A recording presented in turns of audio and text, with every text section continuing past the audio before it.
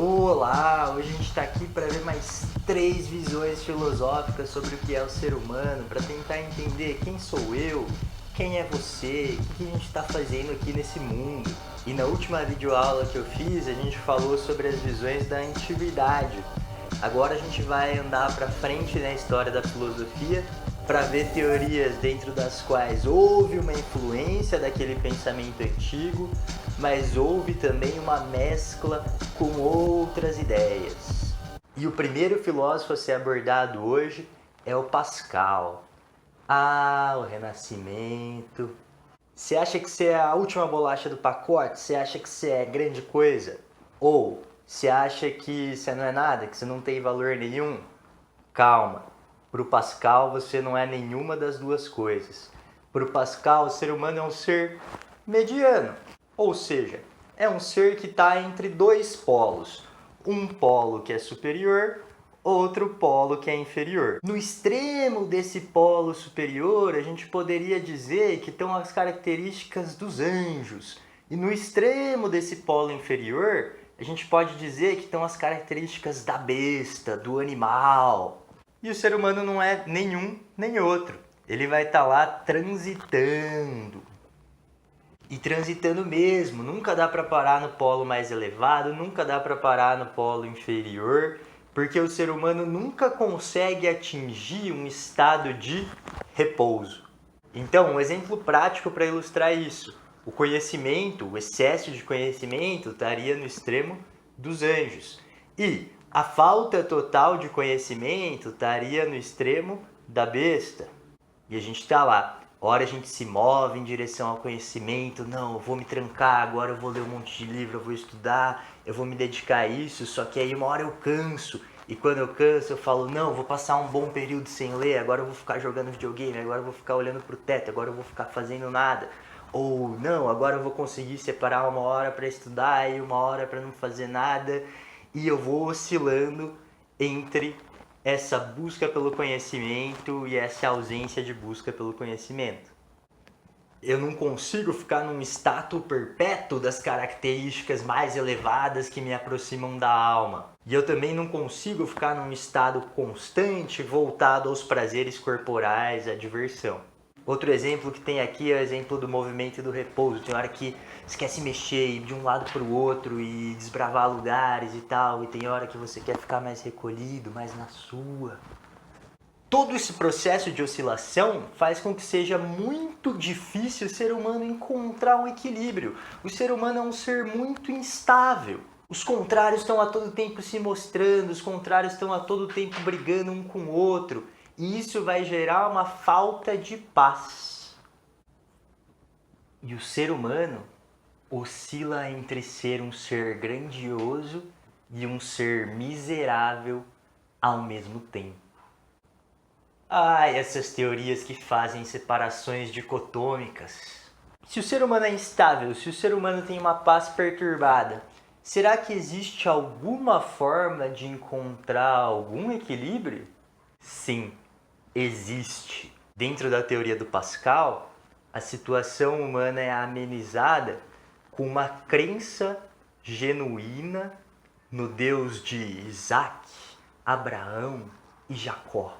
Ou seja, na crença do Deus judaico-cristão, que consegue trazer uma paz, uma resolução das dimensões contrárias.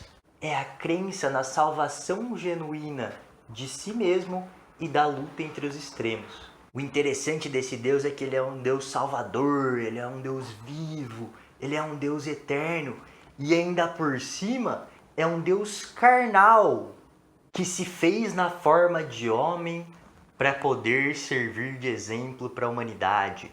E aqui eu estou falando de ninguém menos que Jesus. Outro conceito importante para a gente entender o ser humano de Pascal é o conceito de espírito. Espírito se refere a uma disposição interior para a aquisição e apreciação do conhecimento. E como vocês já devem ter percebido que Pascal é bem dicotômico, aqui a gente vai ter uma separação entre dois tipos de espírito. O primeiro, que é o espírito da finesse, é aquele por meio da qual a pessoa capta a verdade intuitivamente. Você já conheceu alguém que é assim? Parece que não precisa explicar muito, parece que não precisa de muita demonstração, parece que assim que a pessoa é exposta a uma nova situação, ela já entende aquela situação e ela já derivou algum conhecimento dela. Mas existe também o espírito da geometria, e esse é aquele que exige, por meio da razão, evidências absolutas. Eu acho que o termo geométrico é utilizado aqui por causa da noção de demonstrações geométricas, né? Existe o teorema de Pitágoras, aí vamos lá, vamos demonstrar a origem do teorema de Pitágoras, e você vê passo a passo da demonstração, você encadeia logicamente essa demonstração. E de novo aqui aquela ideia de trânsito entre extremos.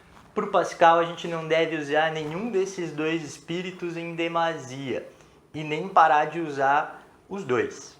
Ou seja, bora fazer uso das capacidades que a gente tem, mas de modo equilibrado. Além desses dois espíritos que representam formas de a gente conhecer o mundo, existe também o que o Pascal vai chamar de conhecimento do coração. E o conhecimento do coração não depende nem das verdades eternas, aquelas verdades racionais, aquelas verdades matemáticas, nem da pura subjetividade, nem do que é puramente pessoal, nem das minhas impressões individuais. Essa subjetividade poderia incluir também a minha fé. Então, o conhecimento do coração vai ser responsável por oferecer um equilíbrio entre as verdades universais e a fé pessoal, que é chamado de razão do coração. Essa mistura entre um elemento mental e um elemento carnal. Aqui é uma releitura do nosso querido medieval Agostinho, que diz que é preciso crer para conhecer e conhecer para crer. A racionalidade e a crença não existem separadas nesse mundo, muito pelo contrário. Nesse contexto, a gente poderia classificar a fé como um mistério necessário para conseguir compreender o universo. Nesse mesmo contexto sociocultural do Pascal, também tem o Pico della Mirandola, sobre quem eu já falei, que se você quiser conferir, acesse aqui esse vídeo que eu falo dele. Vamos agora para o Max Scheler, que também vai utilizar o conceito de espírito, mas, apesar de usar a mesma palavra, o significado que ele vai derivar disso é um significado totalmente diferente da teoria do Pascal. É um significado que vai mais para o lado do que ele vai chamar de personalidade. E aqui um parênteses importante. Dentro da filosofia a gente encontra muitas palavras iguais, mas que dentro de sistemas teóricos diferentes vão ter significados completamente diferentes. É aqui que eu te lembro da polissemia das palavras. Então vamos lá. Espírito, Max Scheler. O ser humano tem uma parte psíquica, aquela que lida com a inteligibilidade, e uma parte corporal. Só que a manifestação dessas duas partes, tanto a corporal quanto a inteligível, vão se dar pelo espírito. Ou seja, aquilo que a gente vê, o resultado das nossas ações, a nossa presença no mundo, só acontece por causa dessa tríade: parte psíquica, espírito e corpo. Sendo que o espírito vai fazer um enlaçamento, uma amálgama entre tudo que constitui o ser humano. Ele é um centro que vai unir a materialidade e a imaterialidade. Uma pessoa não é nem só biologia, nem só o que tem no interior dela. E aqui a gente vê uma saída que tenta redesenhar o dualismo platônico, porque o dualismo platônico vai gerar um problema mais para frente na história da filosofia, que é como corpo e alma podem existir ao mesmo tempo numa figura só. O último filósofo sobre quem falaremos hoje é o Cassirer. E o Cassirer vai olhar para a definição aristotélica de animal racional e vai falar: essa definição é insuficiente. A gente precisa ampliar essa ideia. O ser humano tem imaginação, o ser humano tem emoções, o ser humano tem possibilidades de expressões linguísticas. E será que tudo isso está dentro do conceito de racionalidade? Para o nosso Cassirer, não. Um termo mais abrangente, um termo que dá conta do que o ser humano realmente é o termo animal simbólico. Deixamos aqui de ser o animal racional aristotélico e nos tornamos animais simbólicos. E ser simbólico significa nada mais, nada menos do que ser capaz de gerar símbolos, que pode ser notado na ciência, na arte, na religião, na ética, na política e por aí vai. Vamos definir agora, para entender melhor, o que é um símbolo. Símbolo seria tudo que substitui, sugere ou representa algo, geralmente numa forma analógica. Abstrato demais? Pode ter calma que a gente vai ter exemplos bem práticos para ilustrar isso daqui. Dentro dessa definição de símbolos existem 3 sistemas simbólicos, cada um com sua determinada função. O primeiro sistema simbólico é o sistema do mito. E o sistema do mito tem por objetivo expressar alguma coisa. Vamos para o exemplo prático. Vocês já viram a história do Narciso? Aquele que se apaixona pela própria imagem ao ver seu próprio reflexo em um lago? A gente tem aí uma representação. E o que é essa representação? O que é essa imagem do Narciso olhando para si mesmo, apaixonado por si mesmo, sem conseguir fazer nada porque ele está ensimesmado? Transmite para a gente? O que isso transmite sobre a nossa vida? Que interpretação que eu posso tirar disso que vai ser significativa para mim? Tem o exemplo do Perseu também. Perseu tem que lutar contra a Medusa, mas todos que olham para a Medusa se transformam em estátuas de pedra. Para resolver esse problema, o Perseu olha para a Medusa, não diretamente, mas refletida em seu próprio escudo e assim consegue enfrentá-la. O que será que essa imagem do cara lutando contra a mulher com a cabeça cheia de cobras pode expressar sobre a nossa vida? Muita coisa, mas aí eu deixo com vocês. O segundo sistema simbólico é o sistema da linguagem. É aquele que tem por objetivo intuir ou representar coisas. Fecha seus olhos. Eu posso, com a minha linguagem, tentar representar esse cenário que está aqui comigo. Tem uma parede branca, eu venho um pouquinho mais para o lado, tem uma estante de livros, com uma pessoa sentada em frente a essa estante de livros, uma camiseta azul com a figura de um personagem de um filme desenhado nessa camiseta. Aí eu ando um pouquinho mais para o lado, tem algumas coisas apoiadas em cima de uma mesa, numa iluminação amarelada e tudo mais. Eu estou representando objetos, fazendo uso da linguagem. E por fim, o terceiro sistema simbólico é o sistema da ciência, aquele que busca dar sentido ao mundo que a gente vive. Então vamos lá, você foi fazer um experimento na sua casa, e aí você pegou um copo d'água, pegou um pote de óleo, despejou o pote de óleo na água.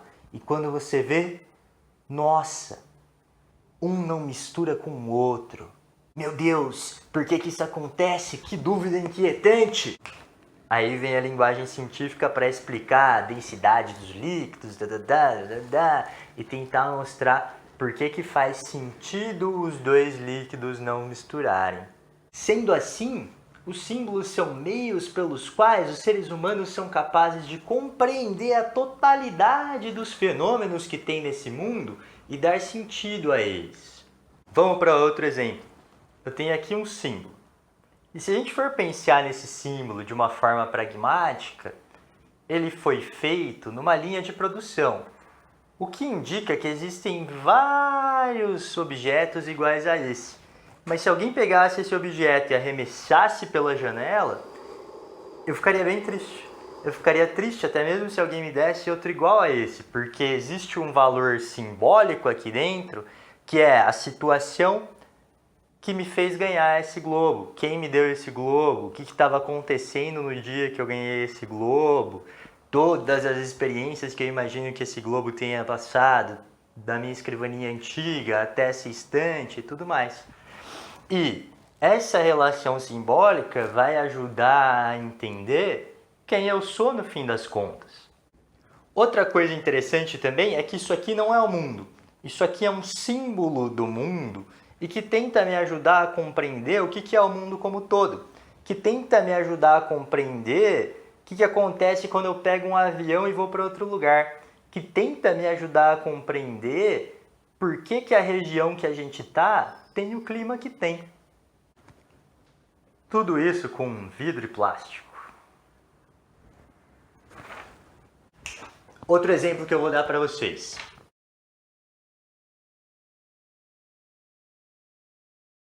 Esse da imagem é Ivan o Terrível, um czar russo. E dentro dessa imagem a gente pode tentar notar traços de expressão do Ivan, mas a gente também pode notar influências da indumentária que ele tem. Por exemplo, influências religiosas, por exemplo, o que significa o status de czar dentro dessa imagem. Isso vai fazer a gente tentar entender melhor qual que é o contexto histórico, qual que é o contexto social e cultural que o Ivan vivia. Então, meus queridos e minhas queridas, pro Cassirer, o ser humano é aquele que se relaciona com o mundo pela busca e pela elucidação de sentidos. E aí, Lebowski? Gostou, Lebowski? Não? Isso é mais da onda, deixa a vida me levar, a vida leva eu, né?